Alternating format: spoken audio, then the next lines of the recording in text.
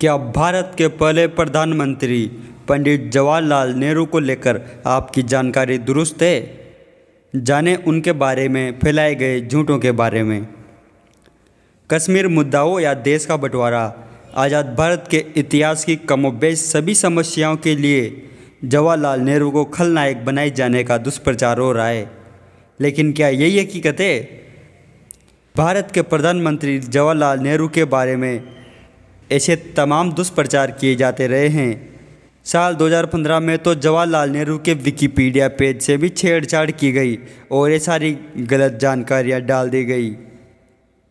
हालांकि विकिपीडिया से ये पेज जानकारियां तो दुरुस्त कर ली गई, लेकिन व्हाट्सएप, फेसबुक, ट्विटर और अन्य सोशल मीडिया प्लेटफॉर्म पर ऐसी भ्रामक सूचनाओं का अंबार लगा हुआ है।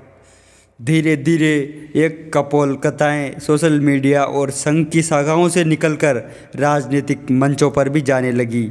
ऐसे में यह जरूरी हो जाता है कि उनके बारे में फैले दुष्प्रचार की सच्चाई जानने की कोशिश की जाए।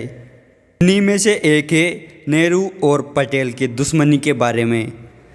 आरएसएस और भारतीय जनता पार्टी इस बात को स्थापित करने में जी जान से लगी हुई है कि नेहरू और पटेल के बीच दुश्मनी थी।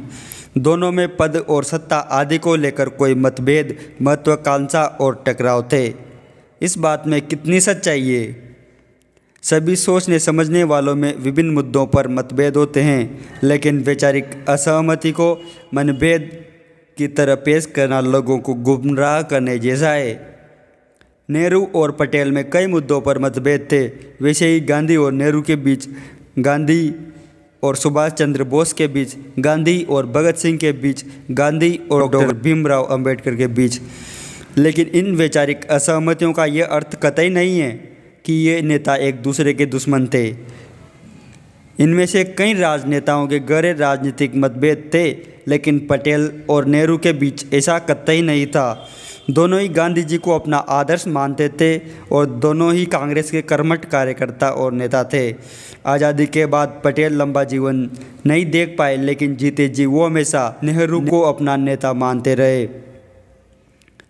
किसी भी राजनीतिक और सामाजिक समस्या से निपटने का नेहरू और पटेल का तरीका भिन्न भिन्न था, लेकिन यह दो व्यक्तियों के निजी नज़रिए और स्वभाव के बीच का अंतर था, ना कि बुनियादी राजनीतिक मतभेद का।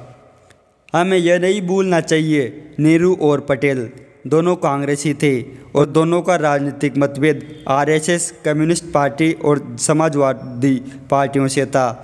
यह पटेल ही थे जिन्होंने महात्मा गांधी की हत्या के बाद आरएसएस पर प्रतिबंध लगाया था, लेकिन पंडित जवाहरलाल नेहरू ने यह कहकर आरएसएस प्रतिबंध हटा लिया कि इनसे हिंदुओं की भावनाएं आहत होंगी।